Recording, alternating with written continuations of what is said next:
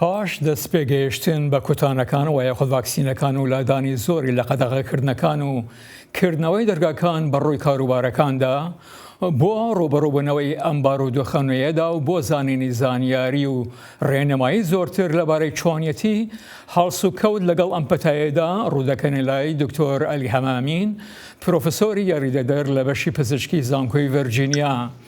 دکتۆر ئەلی خۆش هاتنەوە بە بەڕامەی کورد کۆنەکشن. هەروەک دەزانن سێ جۆر کوتان یان ڤاکسین کەوتونەتە بازاڕەوە: ڤایزەر، مۆدێرنا و جانسن ئەند جانسن. ئایا هیچ گومانێک لەبارەی باشیەوە یاخود کاریگەری ئەم کوتانانەوە هەیە کە لای هەندێک جۆرە دوودڵیەک دروست بووە؟ ئەم کاتت باش کاکجانی، زۆر سوپاس، پێخۆشحاڵم. ئەو سێ ڤاکسینەی کە لە وڵاتە یەکگرتووەکانی ئەمریکا هەیە ئێستا، وەک وتت ڤایزەر و مۆدێرنا و جانسن ئەند جانسن، هەر سێکیان کاریگەریان لە سەدا فایزەر و مۆدێرنا لە 90 زیاترە و جانسن ئەند جانسن لە 80 زیاترە و زۆر کاریگەرن، زۆر باشن و هەروەها سەلامەتیشن، سەیفن.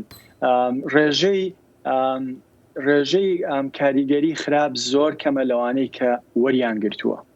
دکتۆر، پاش کوتانەکان ئایا باواتای ئەوەی تر مرۆڤەکان پارێزراون و یاخود هەرەبی بەردەوامن لە پەیڕەوەیکردنی ڕێنمایە تەندروستیەکان؟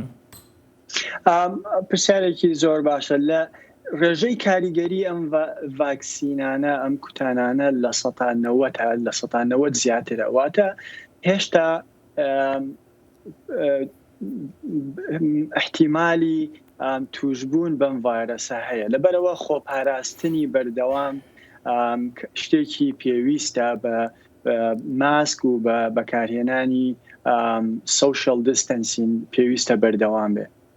دکتۆر، ئێستاکە پاشەوەی خەریکە تا ڕادەیەک قەدەغەکردنەکان و هەروەها سنوودانەکان لا دەدرێت، مرۆڤ چی دەبێت بکات بۆی وشیار بێتون و تووشیان پەتایە جارێکتر نەبێت؟ بەڵێ، بەڕاستی یەکەم شت وەک باسمان کرد وەرگرتنی کوتانەکە یا ڤاکسینەکە ئەگەر دەستکەوێت، و دووەم شت بەکارهێنانی ماسک هەموو کاتێک کە لەگەڵ خەڵکی ترابیت کە بڵێن ماڵی خۆت نەبێ، و هەروەها شتی تریش زیاتر چالاکی لە دەرەوەی بڵێن ئاوت دۆر لە دەرەوە و بەکارهێنانی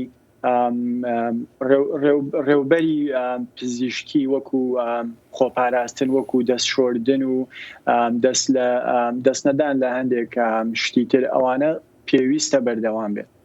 دکتۆر، زۆرجاکە لە ناو شەقامیا لە خۆت کۆڵانەکانە دەڕۆین، مرۆڤێک بەرامبەرە دێت ماسکی پێبیان نەبێت خۆی لا دەدات. شیانی هەیە لە کەش و بای ئازادە مرۆڤ تووشی پەتاکە ببێت؟ ئەوە بەڕاستیەوە شتێکی باشە کە ئینسان هەندێک ماوەیەک بهێڵێ لە بین هەردوولا. ئێستا 6 فیت دووربی لە کەسی تر. لە دەرەوە احتیمالی توشبوون بە ڤایرەسەکە و گواستنەوەی کەمترە، بەڵام سفر نییە. لەبەرەوە هەتا لە دەرەوەش ئەگەر خەڵکی تر بەرامبەرت بێت ماسکیان بەربەیان تۆزێک خۆ دوور بگریت باشترە.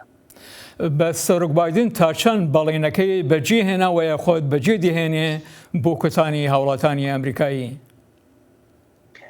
بەڕاستی تا ئێستا یعنی ئیشێکی باشیان کردووە کە حکوومەتی فیدراڵی ئەمریکا کە نزیکەی 95 ملیۆن خەڵک عەلەقەل ڤاکسینێکی وەرگرتووە و زیاتر لە 50 ملیۆن خەڵک هەردوو ڤاکسینەکەی وەرگرتووە، و ئەوە یعنی شتێکی باشە بەڕاستی، و بەڵێنیان داوە کە ڤاکسینەکە یا کوتانەکە زیاتر مین بکەن، ئامادە بکەن کە خەڵکێکی زیاتر وەری بگرێت. چەند خەڵک زیاتر ڤاکسینەکە وەربگرێت احتیمالی پاراستنی زیاترە و احتیمالی سەرکەوتن بەسەرم نەخۆشە باشترە.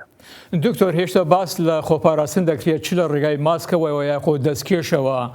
مرۆڤ چ جورە دەستکێشی و یا چ جورە ماسکی بەکاربێنێ بۆ خۆی لەم پەتای بپارێزێت؟ بەڕاستی هۆکاری سەرەکی ئەم ڤایرۆسە لە ڕێی هەناسەوەیە، لەبەرەوە ماسک زۆر باشە.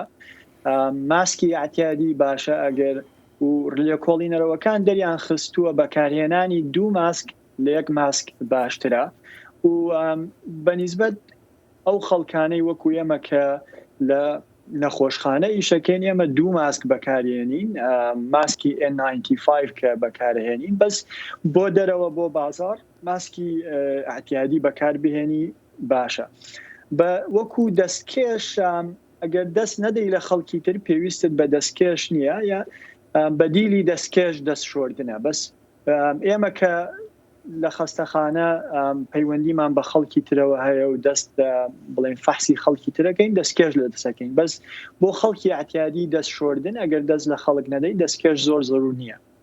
دکتۆر زۆر جار باسەکرێت کە ئەم پەتایە لە باڵندەوە گواسراتەوە بوو مرۆڤ بەڵام مرۆڤەکان سەگ و پشیلە و ئاژەڵیان هەیە شیانی گواستنەوەی هەیە لە ڕێگەی ئەمانە و هەڵگری ڤایرۆسەکە بن؟ هەتا ئێستا هیچ حاڵاتێک نییە کە